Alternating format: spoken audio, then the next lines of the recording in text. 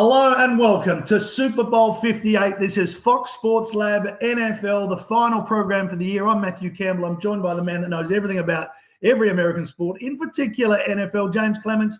We've had a week off. I've moved house. I don't even know what's behind me at the moment, but you're there. You are ready to tell us all about Super Bowl 58. One of the number one seeds got through, the other didn't. It's almost like we sort of took this out, wasn't it, Matty? It's like, surely the 2 and 1 seeds can't win through. And look what happens. Of course they don't. This is an awesome setup. It's a repeat of 4 years ago. You might remember that game. You had a very close game, as it's like people tend to forget that the Chiefs-Niners Super Bowl from 4 years ago really came down to Jimmy Garoppolo missing a throw by like a couple of inches, or else it would have maybe gone the other way. But this is a really, really fun setup of a game. You've got 2 very different teams. You've got 2 very awesome coaches. And of course, you've got a bloke, quarterback on one team in Patrick Mahomes making $50 million.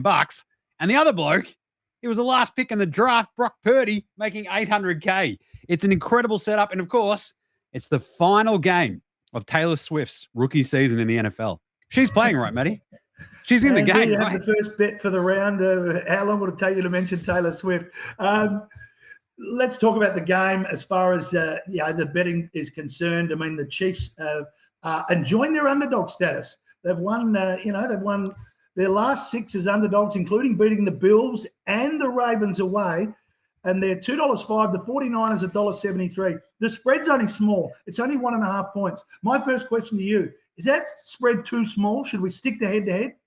I will always probably err on the side of that, just that hint of caution. Even if we're getting 1.5 points, Matty, I'm probably still going to take that because it's a Super Bowl. Anything can happen. We know how good the Chiefs' defense is. So we think that it could be a tight game anyway, right? So if you're getting that 1.5 point with the underdog and you think the Chiefs can win, I'm still like, I'd always probably err on the side of getting the 1.5 points, taking that 1.5 point spread with the Chiefs, just in case, like the Niners like pull out a last second drive, get right down the field, and like it's possibly a field goal to win it by a point or something like that. It could be one of the greatest Super Bowls ever if that happens, of course, but at least it'd still be covered. So look, spoiler alert, I do like the Chiefs in this game. I've sort of been on the Chiefs from the get-go. And if they're going to be underdogs again, I just never want to be in the position to be betting against Patrick Mahomes when he's an underdog. His record is incredible when he's an underdog. It doesn't happen very often, obviously, because he's very, very good. He's a bloke getting paid $50 million a year. And I'm still just going to err on the side of getting the 1.5 points just to give you that tiny little cushion, Matty. All right, 49ers are favourites, and they don't mind being favourites as well. Talk about the total points. Now, traditionally, these 2 teams are high-scoring games, but we've seen that turn around a little bit this season, in particular with the Chiefs. And a lot of their games, in particular of late, have gone under. The total points for the Super Bowl here is 47.5. Where do you land? This is it. I'm probably, look, my initial thought was exactly that, under. And then the sort of more that you look into the way this game could play out, and the number is perfect, Matty. 47.5. It's frustrating. It's so bang on. They've got it right. You know, that kind of vibes. 47.5 is like, all right, you got a 21 game and you're like, haha, we made it. We're all good. But I feel like we know how good the Chiefs defense is. We know how good the Niners defense is, but the offenses have so much more upside, I think, in this game that it'll probably push it to like one of them will probably just get off the hook. We saw this last year in the Philadelphia Chiefs Super Bowl as well, right? We had 2 really good defenses going at it. We knew that the Eagles defense was really good.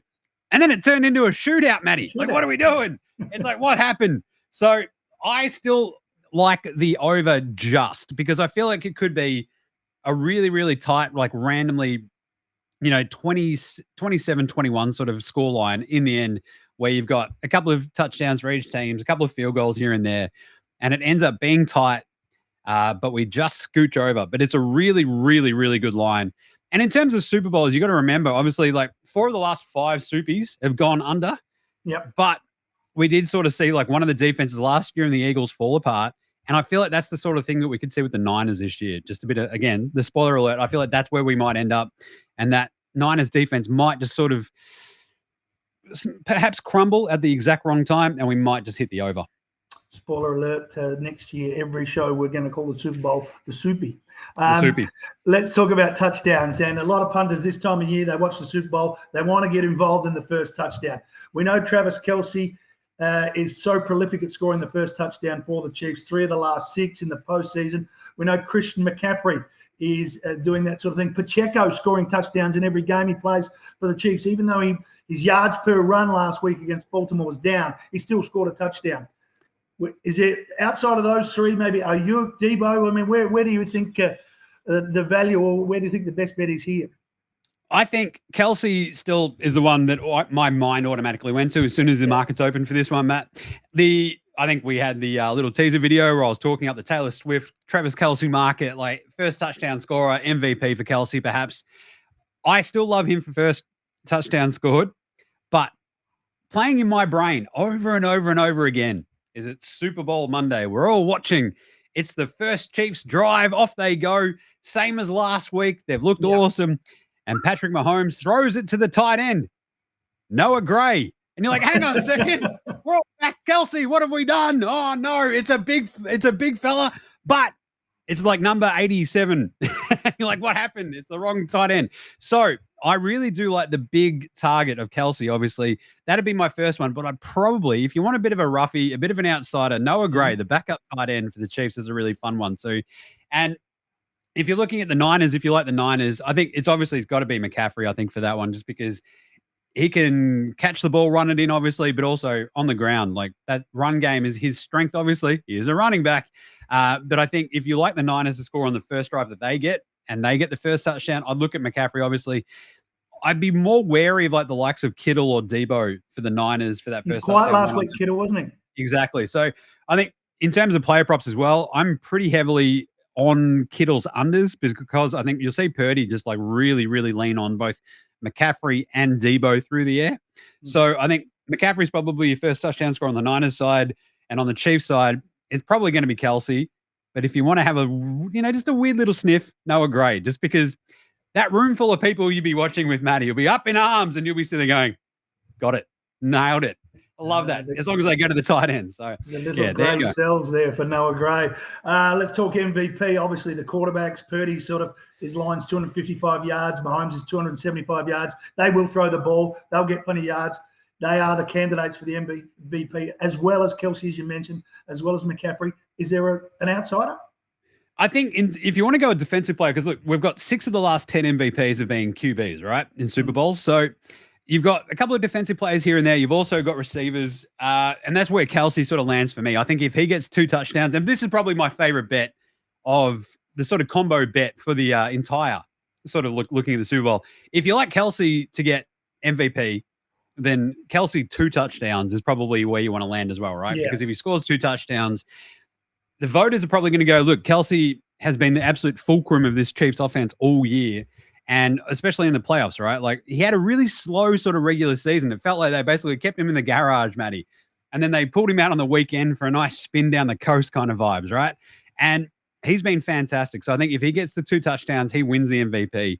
And so he's probably my favorite. The other one is if this Chiefs defense really sort of lights up the Niners O-line especially, and just really stymies them. And if Chris Jones gets a couple of sacks there, defensively, I think he's the one to look at for the Chiefs.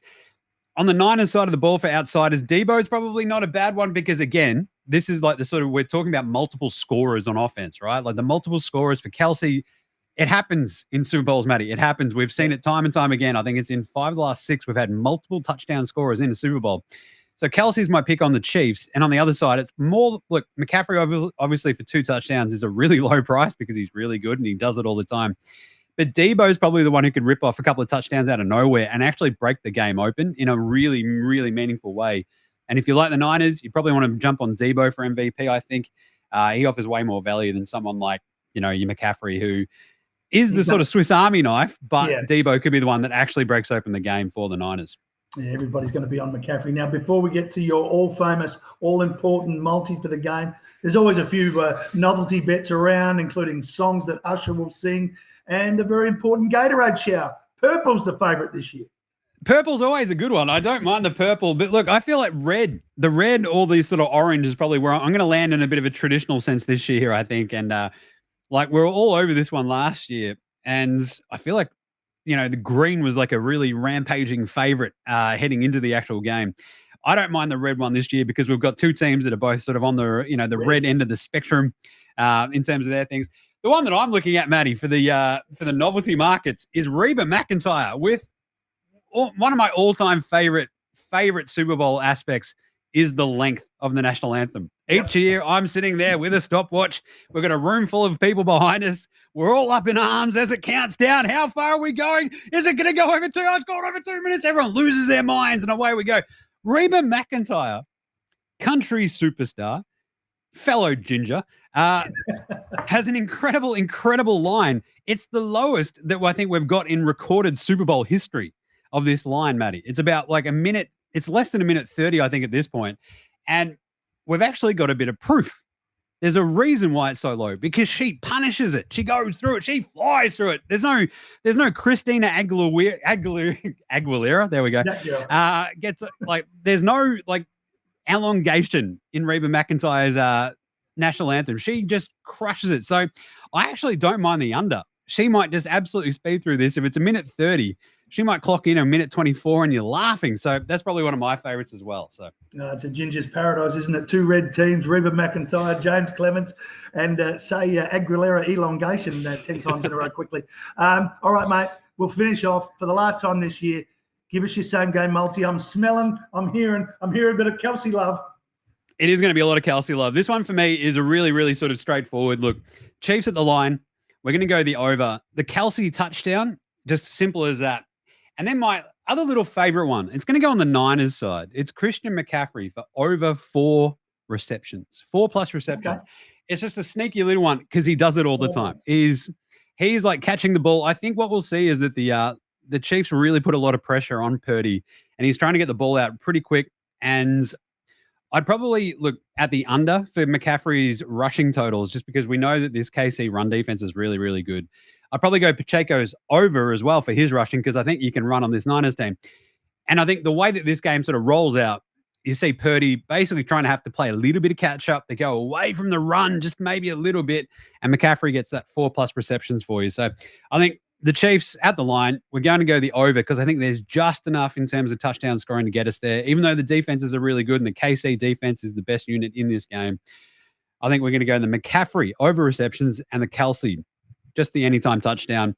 As I said, one of my favorite ones in there, though, is the Kelsey 2 touchdowns and Kelsey to win the MVP. But there you go. There's the multi. 4 legs for you. Should be an absolute cracker of a game, though, Matty. And I think 2 weeks to sit on this matchup.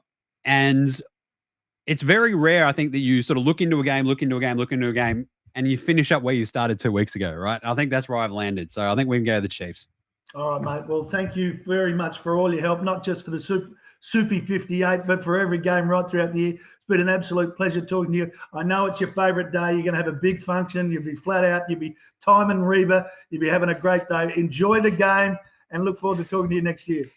Oh, I can't wait, Matty. The other big one as well, of course, is the coin flip. And tails never fails. I think there's one more stat for you just to finish off the NFL season. 30-27. Tails leads in Super Bowls, Matty. 30-27. We're up to 58, Super Bowl 58. Tails never fails.